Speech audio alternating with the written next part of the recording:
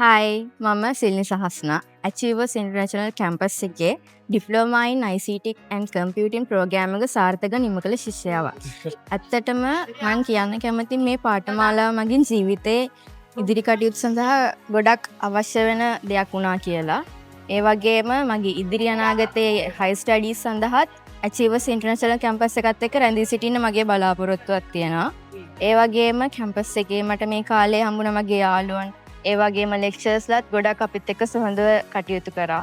එක එක විනෝද වෙන්න පුළුවන් ඉවෙන්ට්ස් අපි කළා. ඒ වගේම